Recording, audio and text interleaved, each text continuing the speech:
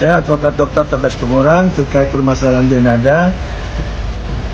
Kita bersyukur karena Denada itu telah mengakui anak yang bernama Reza Rizky Rosano itu sebagai anak kandungnya.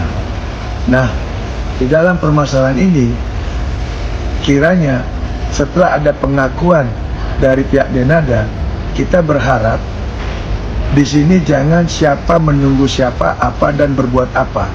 Harusnya dalam hal ini, baik Denada ataupun pihak anak yaitu Reza itu menghilangkan egonya.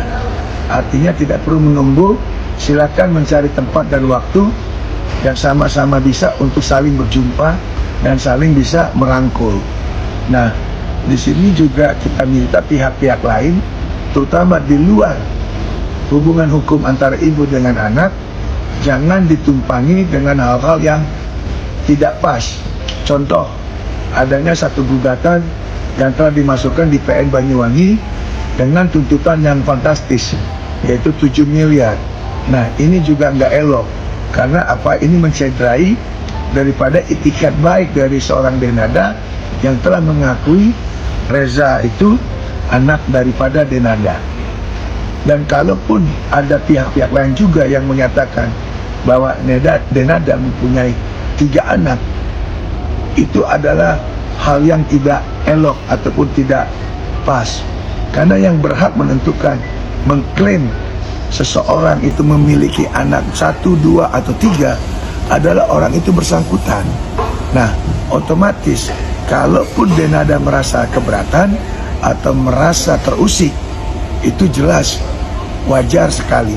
Dan orang-orang atau pihak-pihak yang mengaku bahwa Denada itu menyatakan bahwa memiliki 3 anak tanpa bukti yang sah atau dari sumber yang benar, itu bisa diduga adanya satu pencemaran nama baik, dan Denada bisa mengambil langkah hukum, baik itu terkait pencemaran nama baik ataupun adalah berita bohong terkait nama baiknya yang telah dicemarkan secara media sosial.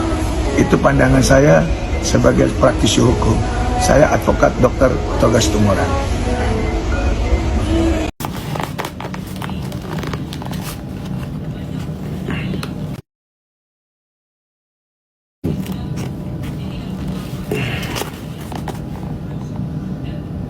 Bentar kak, belum, maksudnya 2355 T1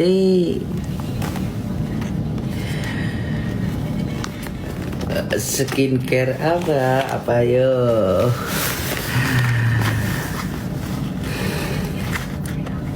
Waduh, itu enggak tahu, kayak Madura kental itu kayaknya kak, bahasanya kak.